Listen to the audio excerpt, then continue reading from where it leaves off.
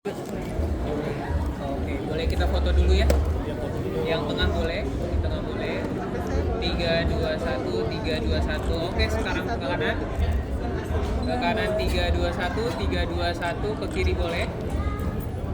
3, 2, 1, 3, 2, 1. Oke, Terima kasih semuanya. Monggo. Belum. Boleh, 7 menit. Mas Robert Roni, Ya. ini kan tadi sempat nyebutin bahwa ini mengambil inspirasi dari satu film gitu. Itu alasannya kenapa? Maksudnya kenapa nggak ini ide sendiri atau memang sebenarnya jatuh cinta banget sama film itu? Oh enggak, jadi memang waktu itu ada rekan kita dari luar negeri bilangnya ini ada film bagus nih, kalian nonton, mau di remake nggak? Setelah saya nonton, saya pikir oh ini oke nih, ide ceritanya bagus, cuma tinggal kita sesuaikan aja dengan cerita Indonesia sih. Tapi ternyata ya butuh waktu cukup lama untuk akhirnya bisa dibikin film ini. Semoga versi kita yang Indonesia ini bisa jadi film yang baru sih yang kasih dulu ditonton. Berarti berapa persen Mas untuk ngambil? Ide ceritanya sih sama. Ya garis besar ceritanya sih sama. Cuma memang detail-detailnya apa segala macam, alasan ini itunya ya itu beda sih. Nanti silakan setelah nonton boleh dibandingkan bedanya seberapa. Tapi ada khas kan pasti yang Korea pasti beda, terus di Taiwan beda. Ya. Untuk di Indonesia sendiri pasti Robert sebagai sutradara kayak ada visi apa gitu. Jadi saya kalau nulis cerita itu saya berusaha memasukkan unsur diri saya sendiri sebanyak mungkin ke dalam cerita. Jadi karakter GN Green di film ini sih agak sedikit beda dengan yang versi yang lain ya. GN Green di sini ini sangat-sangat suka anime, sangat suka komik dan segala macamnya seperti saya lah. Jadi otaku istilahnya. Jadi itunya mungkin sedikit beda. Jadi alasan kenapa mereka nggak punya teman yang lain selain mereka berdua, karena saya bikin seperti itu. Jadi mereka socially awkward lah gitu lah. Itu salah satunya mungkin ya. Dan masih banyak lagi di yang lain. Jadi masalah pekerjaan, terus mereka suka volunteer di animal shelter, itu semua hanya dari versi kita sih. Karena saya juga sayang binatang, jadi saya apa yang saya suka saya masukkan dalam cerita sih. Semoga bisa menginspirasi orang lain juga untuk bisa jadi sayang binatang juga pengennya. Untuk Vanessa Dapat persetujuan dari yang di Korea atau Oh enggak, dari pertama waktu saya minta waktu minta izin untuk meremake-nya saya udah ngomong tapi saya rubah ya, nggak mau sama persis gitu. Oh silakan kita kasih kebebasan kok, karena ternyata cerita ini yang pengarangnya itu biasanya bukan penulis skenario, dia itu lebih ke pujangga puisi gitu. Jadi dia bilang bebas kok, dia bilang gitu, selama kalian merasa nyaman seperti apa, nggak ada restriksi. Kan biasanya kan ada ya, jangan ini mereka membebaskan kita sama sekali, terserah kalian mau seperti apa, boleh. Vanessa Dan sama kita sih rencana mau undang mereka juga untuk premier kita kesini sih, supaya bukan pemainnya ya, sutradara sama penulisnya sama produsernya. Kalau mereka sempat mereka bilang mereka mau datang karena mereka bilang kita mau support. untuk Vanessa sama Brian. Kalau untuk Vanessa sama Brian karena ini adaptasi, disuruh nonton atau kalian biar nggak sama akhirnya mendalami secara skenario aja? Nonton sih. Aku nonton versi yang Taiwan. Yang Korea aku belum sempat nonton, tapi versi yang Taiwan soalnya itu yang paling dekat dan sama timeline kita. Jadi aku nonton versi Taiwan, tapi benar yang kata dari Pak Rob, tetap harus kita mikir itu adalah cara kita pay respect and homage to karakter dan cerita yang udah ada, tapi tetap buat versi dan kultur Indonesia dimasukin. Soalnya ada beberapa hal yang kultural Indonesia sama kultur sana itu agak beda banget. Jadi kan kita penonton Indonesia, jadi character wise cerita garis besar tetap respect sama homage sama yang kita udah nonton itu yang Taiwan, tapi tetap yang kita hidangkan buat penonton Indonesia adalah versi Indonesia. Iya sama sih, aku juga waktu itu nonton yang versi Taiwan dan kebetulan itu udah lama habis aku selesai film yang waktu itu sama Mas Roni. Dan benar kata Brian tadi, gimana kita bisa harus respect sama film yang sebelumnya, tapi bagaimana juga kita bisa mendeliver dengan lebih fresh dengan versi kita sendiri. Tadi Brian kan sempat bilang merilis sedihnya itu kan setengah, akhirnya harus setelah itu merilis. Tapi secara karakter berarti itu kan deep banget tadi, kompleks. Itu ada ritual sendiri biar gue harus masuk, gue harus sendiri, atau butuh partner biar Pas dari awal dikasih script terus nonton film Taiwan itu bilang ini bakal berat. Ini bakal berat sih gitu. Tapi ritual biasanya itu pastinya dengan banyak communication dan inget karakter Kay di sini itu bukan punya aku sendiri. Karakter Kay di sini itu dibantu oleh masukannya Sasa, masukan para Brony, masukan Marosadi dan lain-lain. Jadi emang adalah biasa ritual aku adalah sebelum take nafas, kosongin pikiran. Biasanya kalau udah masuk ke daerah set udah kayak oke, aku netral. Dan syukurnya juga udah diajarin sama pas teman Rosadi juga ada aku diri, aku aktor, sama aku karakter. Jadi ada pintunya gitu.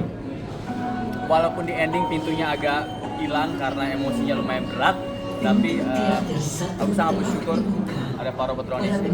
Dia penenang sama memberi semangat aku bisa sama wanita satu ini. Untuk Vanessa sendiri ada treatment khusus. Para penonton yang telah memiliki karcis dipersilakan untuk memasuki ruangan teater. Kalau Kak Vanessa sendiri mungkin ada treatment khusus untuk masuk ke peran yang beda sama Kak Vanessa sendiri mungkin? Banyakin proses belajar sih, karena yang tadi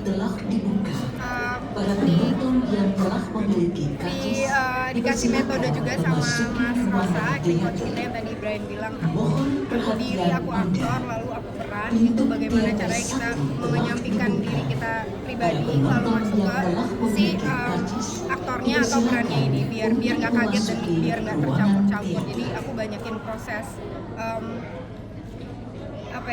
breakdown si karakter Krim ini sih, mencoba mengerti kenapa dia merasakan itu dan apa sebab akibat.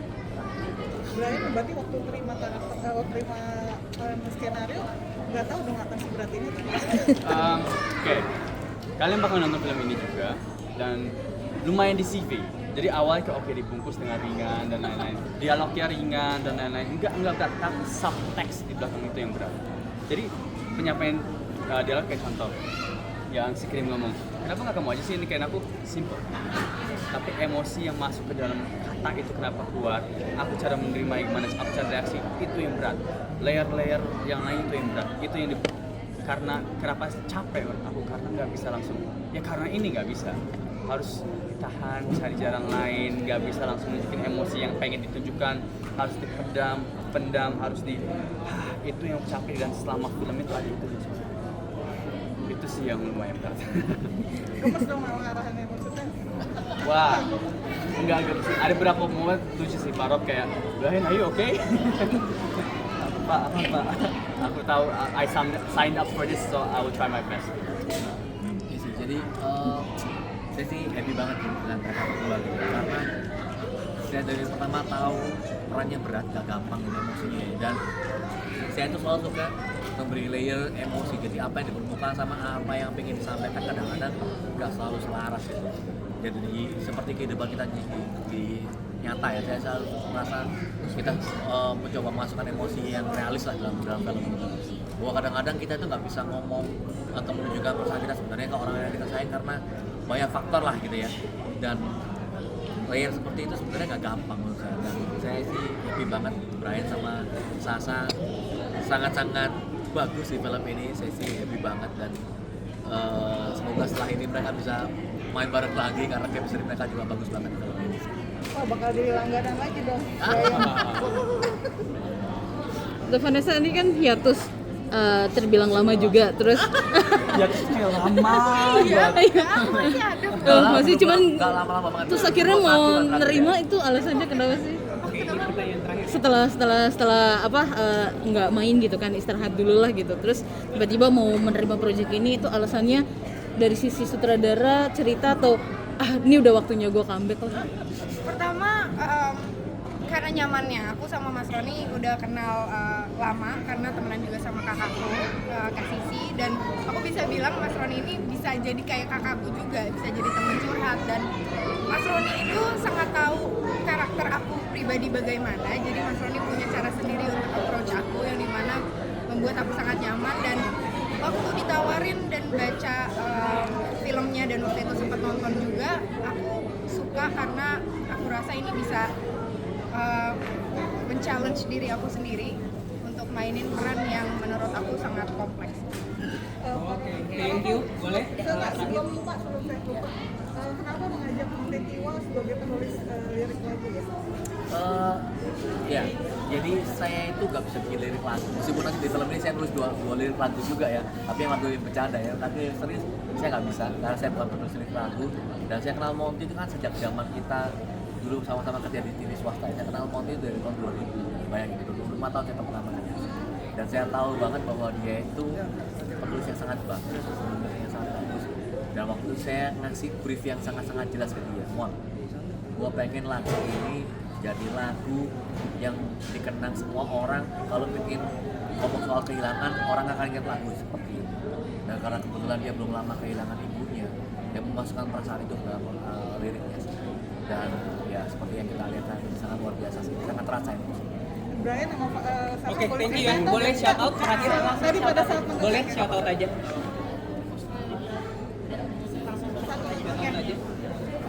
Shout out jangan lupa nonton. Oh, Oke. Oke, sip. Sasa, go. Buat semuanya jangan lupa nonton film Tak Ingin Usai di sini di bioskop di tanggal 5 Juni. Oke, terima kasih.